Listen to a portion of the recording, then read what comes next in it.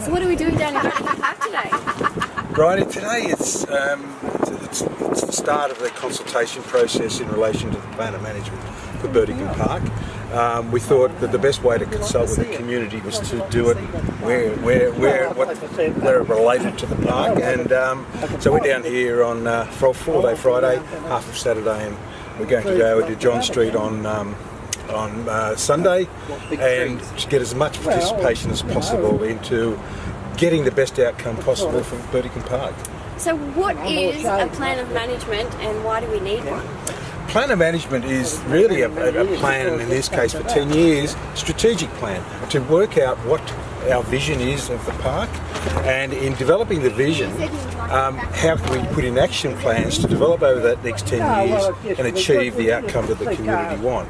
So it is a strategic document, but it is really linked to active and positive actions that the community have told us they want. So there's a couple of draft concept plans that are on exhibition with the draft plan. What do they include? Well, they're concept plans at this stage, and really they are our ideas and our consultants' ideas. We know there's going to be a third version of this or a fourth version, but we needed things in these concept plans to excite people to want to come and comment. Too often, local government, we get a situation where we put out these wonderful plans and nobody comments.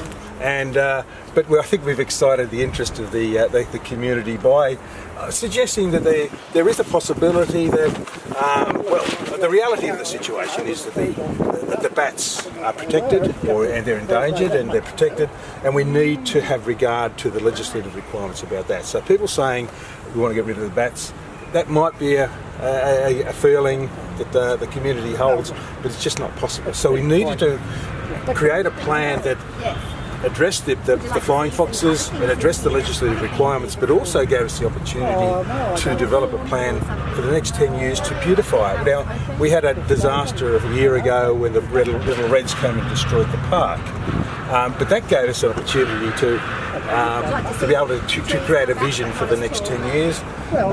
So what you're including in here is a lovely new playground. I think the one now is over time for a repair, and it's rather large, but we can do that in stages. There's extra beautification. I think one of the things the local government need to do is to look at the aesthetics of our parks. Just because it's green and we mow it, that's just not enough. People are expecting more. And the history of this park, going back over 100 years, this was the focal point for the community, and they've lost that. That feeling because of the flying foxes. We would like to see some changes to the museum, and perhaps even opening the museum out onto the main section of the park. We've got a Tidy Towns display. Over the years, Tidy Towns has been done great things in representing Singleton, and they've got so many awards, and they're sitting in a closet somewhere. So we want to display those things. Access, provisions of accessible facilities in place so disabled people can make the way through there. Obviously the cenotaph is an interesting one and it has excited people. What we're trying to do there, and the idea is that we make that the centrepiece of the park.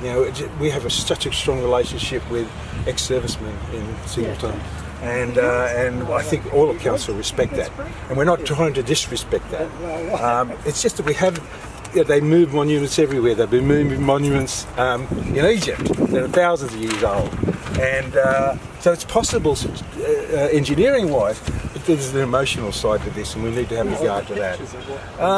We do have to consider the bats, as I said, and we need to be able to conserve an area for them,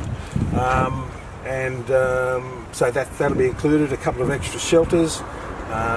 But it will be a more welcoming and more accessible facility, and hopefully people will come back and start to use it again. Great. So how can people make a submission?